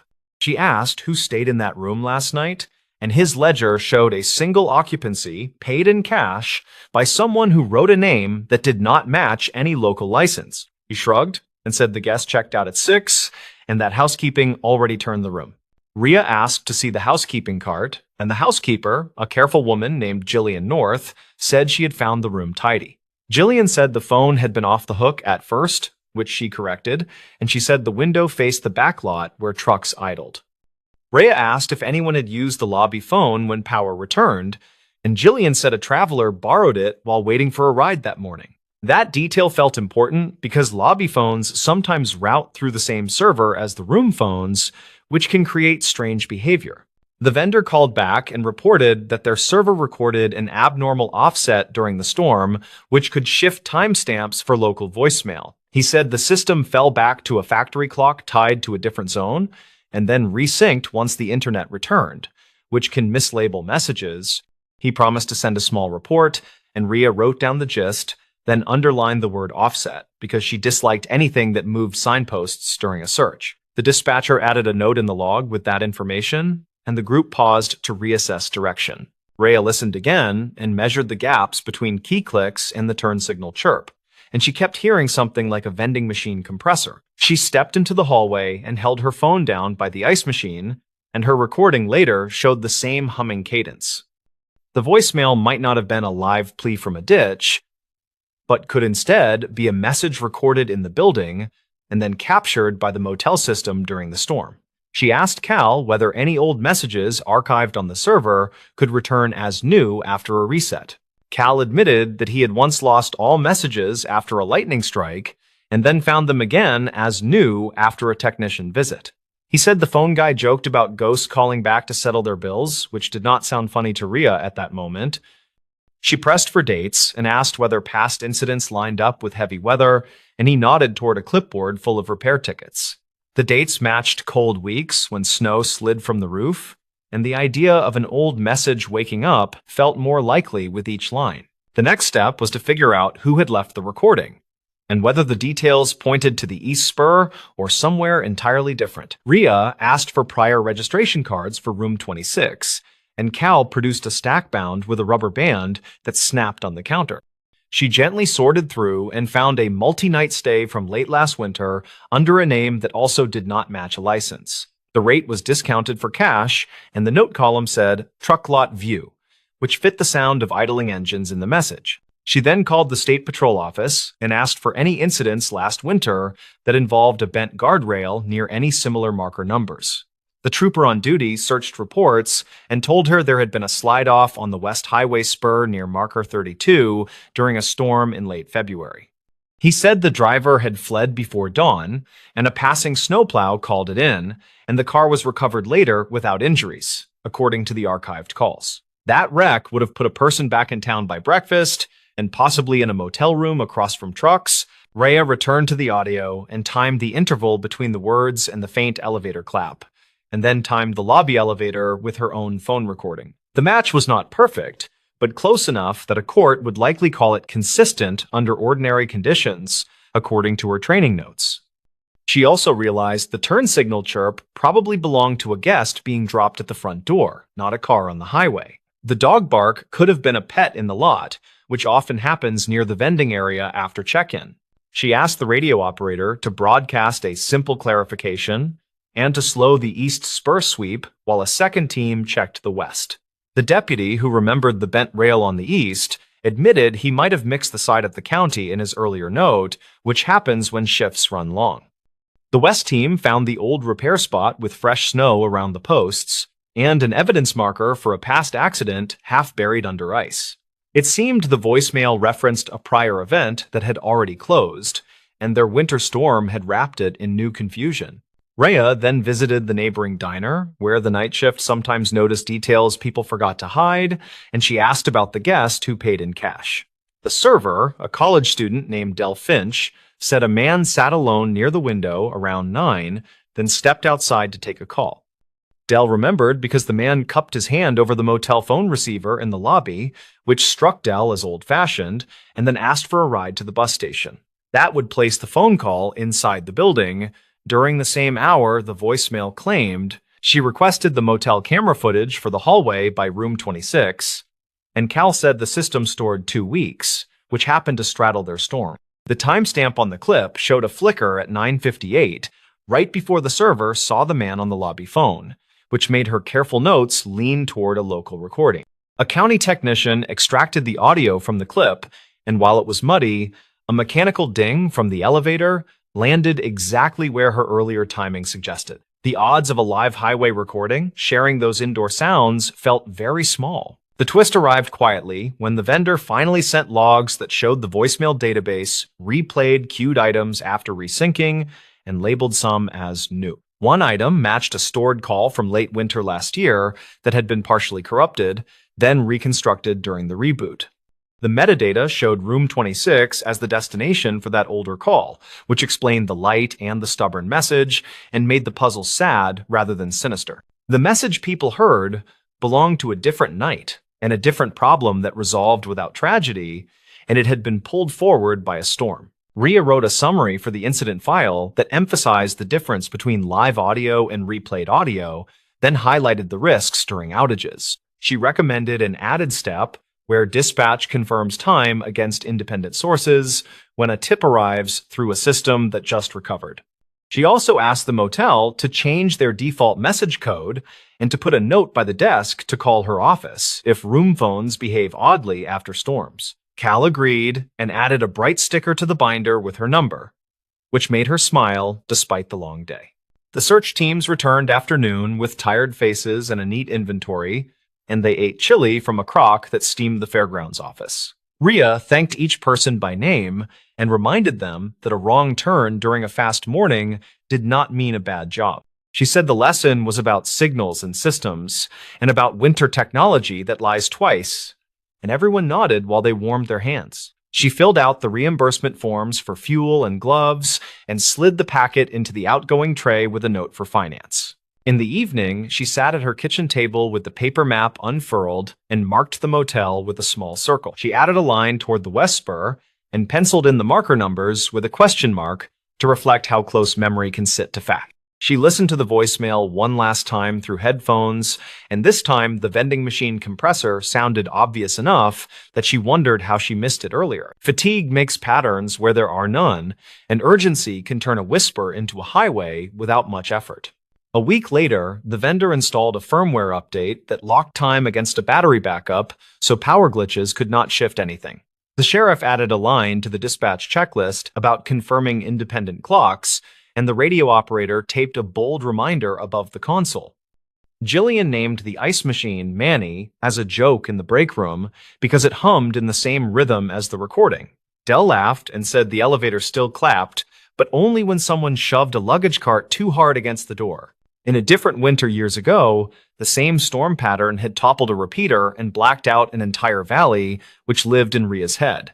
She thought about that while walking past a wall of snow tools at the supply shed, and she decided to put spare batteries for hotel systems on the grant list. It felt like a small change inside a big map, and that was how she survived seasons that piled risk on top of routine tasks. She pinned the grant idea to her bulletin board and wrote a short sentence that read, "Verify time before direction." No one ever found the man who left the cash registration during the recent night because he boarded the bus and vanished into ordinary life. The earlier driver from last winter had been located and fined, according to the archived paperwork, which made that thread tidy in the official sense. The county slid back into the rhythm of plows and calls and an occasional lost tourist, and the motel phones stayed quiet except for room wake-ups. The red light over room 26 stopped blinking, and the ice machine chugged along with stubborn loyalty. Rhea kept the pencil notes in a folder labeled with the motel name and the date and included a copy of the vendor logs. She handed a training copy to the new deputy class and asked them to listen once without context, then again with the building map. The exercise worked because people learned how easily a detail snaps a hunch in half, and how worth it is to test every hunch. They left with a habit of checking other clocks before sending trucks into the cold, which is the sort of habit that quietly saves lives. By late spring, the guardrail on the west spur reflected the sun with a fresh coat of paint, and the plow berms had slipped away. The fairgrounds chili pot was replaced with a cooler of sports drinks, and the radio chatter turned toward camping permits and picnic warnings.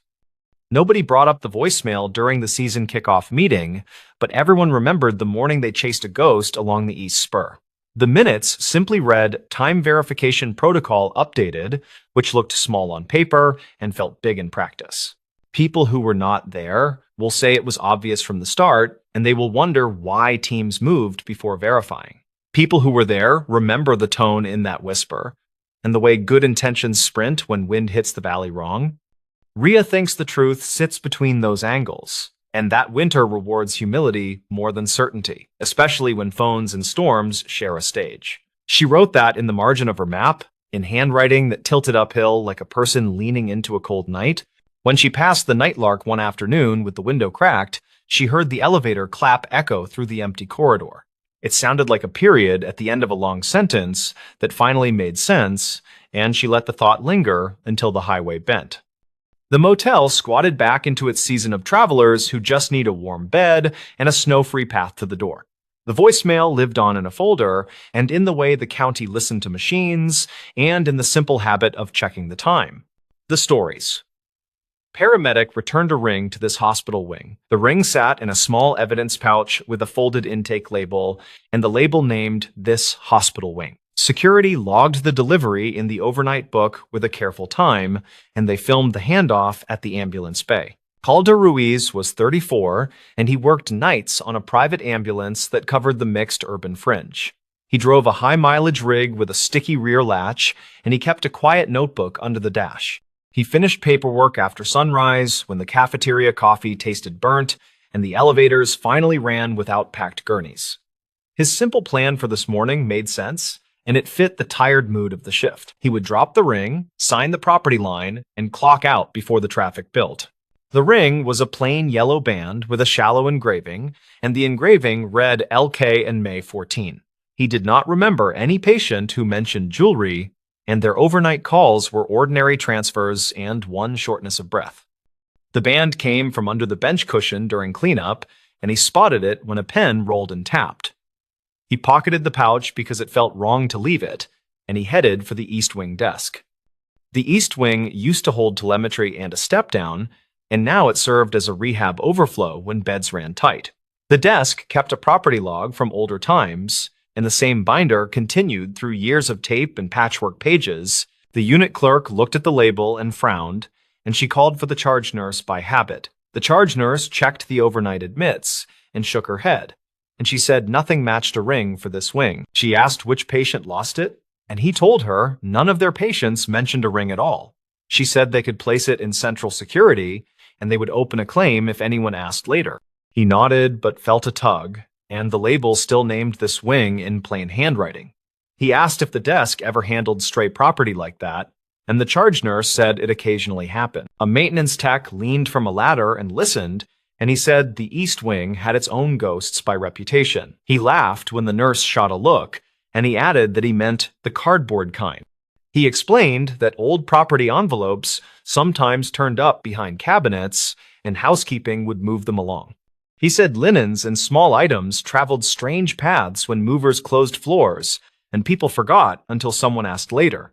Calder thanked him, then he asked permission to check the binder for older notations. The clerk slid it over and pointed to a rule that said deliveries needed 2 staff signatures. The binder held thick pages with names and room numbers, and some entries noted patient transfers to other wings. Calder skimmed recent weeks and then months, and nothing showed the initials LK, or any ring notes. He asked if the wing ever logged items that did not belong to current patients, and the clerk said rarely. She remembered a wedding band that fell through a bed frame on a weekend, and it took months to track. She said a therapist found it during a lift motor replacement, and the family cried when they got the call. The clerk shrugged and said the hospital felt like a moving chest of drawers, and odds and ends migrated forever. Calder walked to security with the pouch, and the guard on duty scanned the label with a handheld. The guard said the pouch style looked older, and the zip strip color was not used anymore. The guard printed the receipt and asked for a description, and Calder gave the engraving as clearly as possible. The guard searched a property database and found no ring tickets for the wing, and his search covered 2 years by default. Calder asked if there were archived losses in older years, and the guard said records before 2014 were scanned PDFs. The guard called upstairs and requested access to a shared drive, and the wait felt like a small eternity.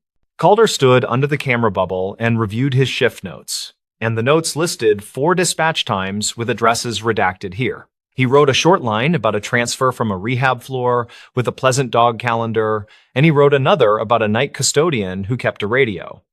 None of the lines mentioned a ring, and none of the patients wore jewelry in obvious ways. He opened his phone gallery and checked the bench photo he took for restocking, and the timestamp matched their return to the bay. The ring did not appear in that picture, and the bench looked clean and dull.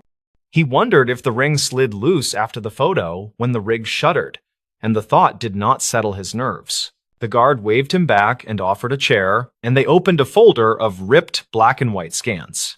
One report flagged an incident in the East Wing, and the date read May 14 of 2010. The note said a patient property bag failed during a bed change, and a ring listed as L.K. went missing.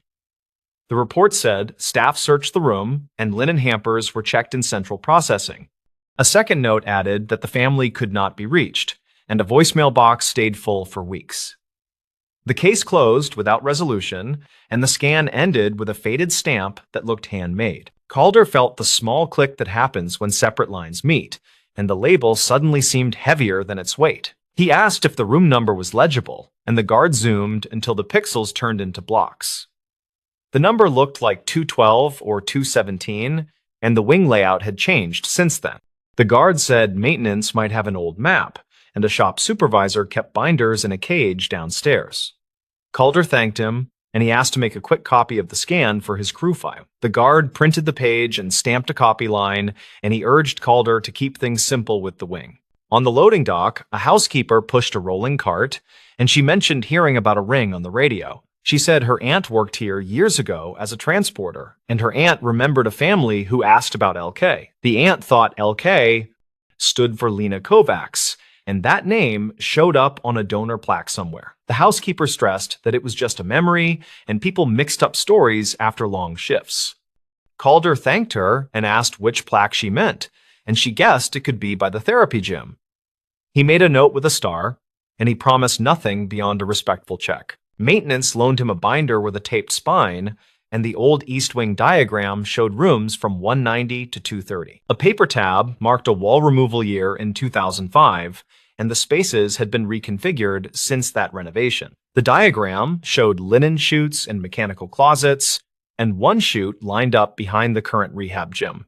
Calder compared the faded room to a modern corner, and the old room 212 would be near the therapy office. He felt the workable line appear, and it had more gears than luck. He thanked the supervisor and returned the binder, and he set off toward the gym. The therapy office had a bulletin board with service pins, and a small photo showed a woman in scrubs named Kovacs. A caption said she ran a staff fundraiser in 2011, and the photo looked like a copy of a copy.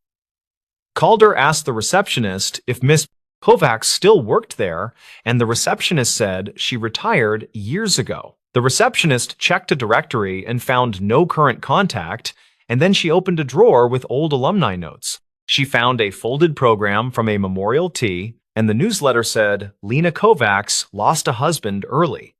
The print used careful language, and it did not mention the ring or the initials. Calder felt a chill that did not belong to superstition, and he asked security if he could call the number on the old scan. The guard said the number probably died years ago, and he recommended the hospital volunteer office for family links. Calder went there and explained the situation.